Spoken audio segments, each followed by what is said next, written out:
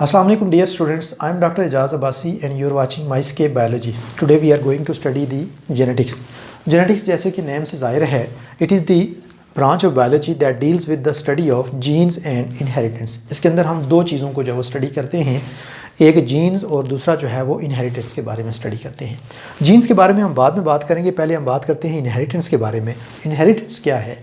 Inheritance basically जो है वो the transfer of characteristics or traits from one generation from parents to the next from parents to the offspring or from one generation to the next generation is called inheritance. आपने जो है वो note किया होगा कि sometime आप जब किसी स्ट्रीट में जो है वो जा रहे होते हैं तो आपके नेबर में से कोई या आपके कोई दूर दराज रिलेटिव में से वो आपको जो है वो देख के तो आपसे पूछता है कि आप फ़लाँ के बेटे हैं।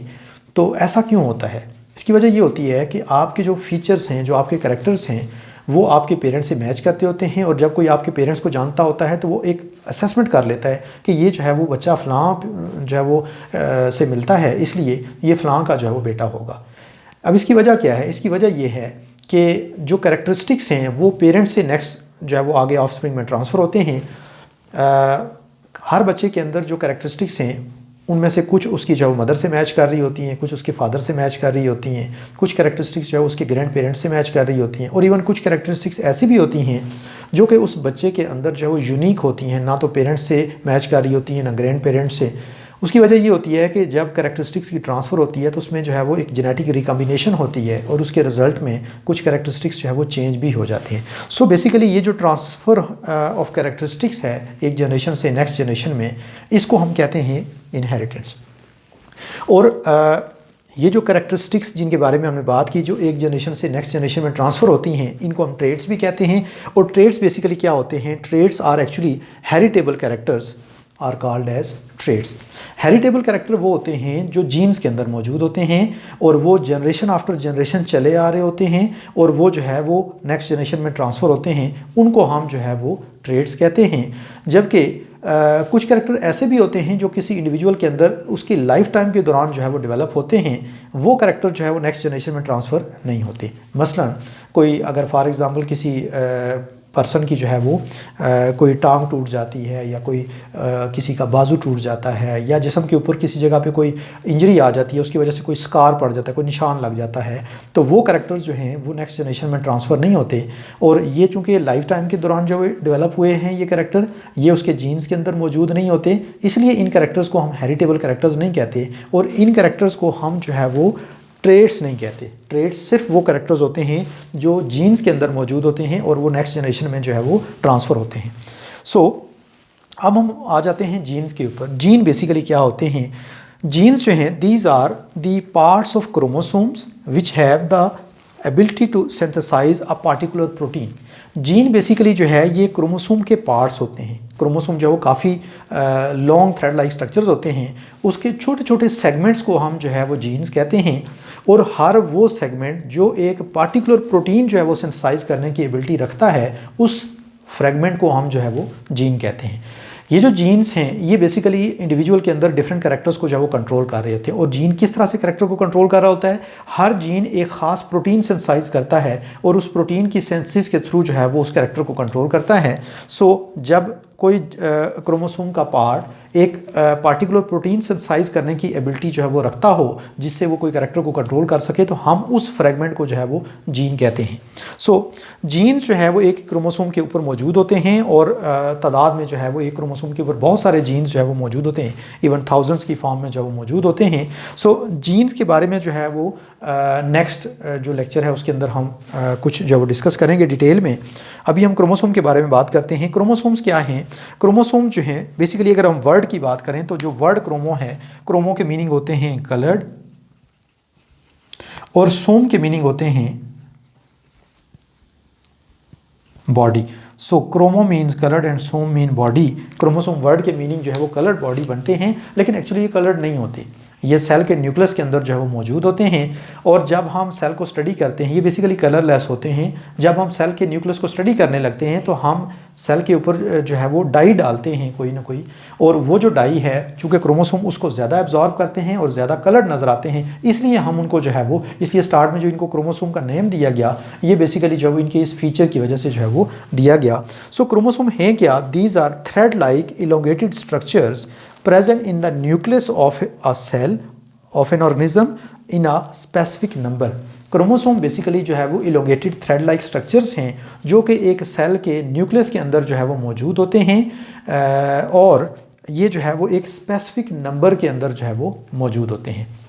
ये हर स्पीशी के अंदर जो नंबर ऑफ क्रोमोसोम है वो कांस्टेंट है, वो स्पेसिफिक है। जैसे ह्यूमन बींग्स के अंदर जो है वो 46 क्रोमोसोम मौजूद होते हैं, चिंपैंजी के अंदर जो है वो 48 क्रोमोसोम मौजूद होते हैं। इसी तरह से जो है वो डिफरेंट जो ऑर्गेनिजम्स हैं, ड्रोसोफिला फ्रूट फ्लाई है, उसके अंदर जो है वो 8 क्रोमोसोम मौजूद होते हैं। सो इस तरह से हर इंडिविजुअल के अंदर जो है वो हर स्पीशी के जो मेंबर्स हैं उनमें क्रोमोसोमल नंबर जो है वो फिक्स होता है और ये जो क्रोमोसोमल नंबर है ये उस स्पीशी के तमाम इंडिविजुअल्स के अंदर जो वो सेम होता है, कांस्टेंट होता है। जैसे तमाम ह्यूमन बींग्स के अंदर 46 क्रोमोसोम मौजूद होते हैं और फिर जो हर इंडिविजुअल है उसकी बॉडी के हर सेल के न्यूक्लियस के अंदर ये जो वो फिक्स नंबर ऑफ क्रोमोसोम मौजूद होता है।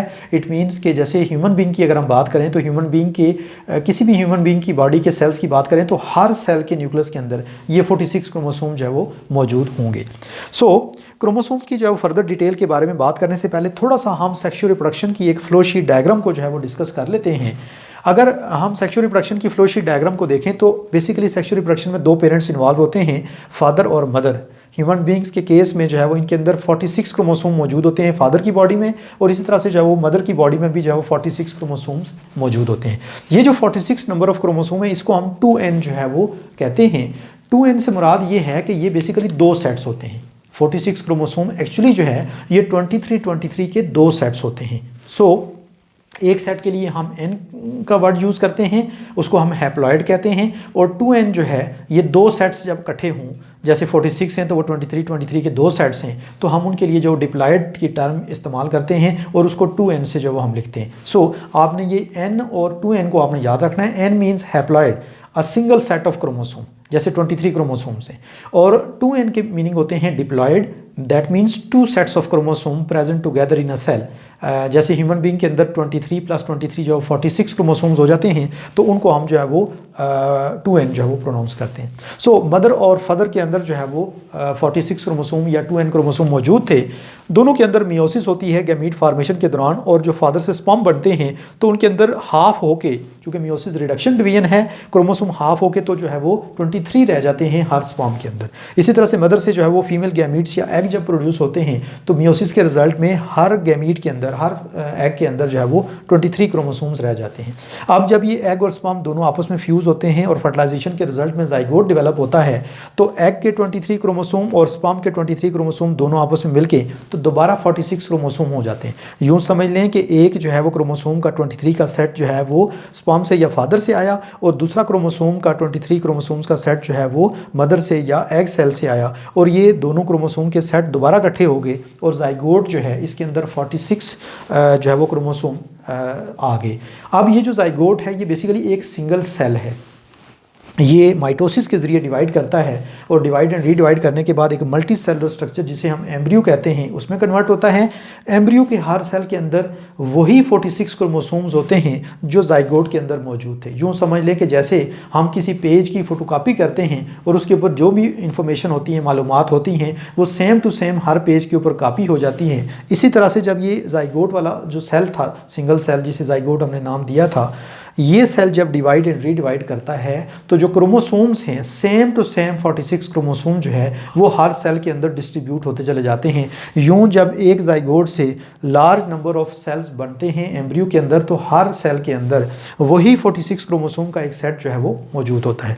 उसके बाद ये एम्ब्रियो फर्दर जो है वो कन्वर्ट हो जाता है एक ऑफस्प्रिंग में और ये जो ऑफस्प्रिंग या एक न्यू बॉर्न है या न्यू इंडिविजुअल है इसके अंदर जो बॉडी के अंदर हर सेल है उसके अंदर भी वही 46 क्रोमोसोम मौजूद होते हैं जो जाइगोट के अंदर मौजूद थे और इस इंडिविजुअल के अंदर हर जो ये जो 46 क्रोमोसोम है इनमें से 23 क्रोमोसोम उसके फादर की तरफ से आए हैं और 23 उसके जो है वो मदर की तरफ से।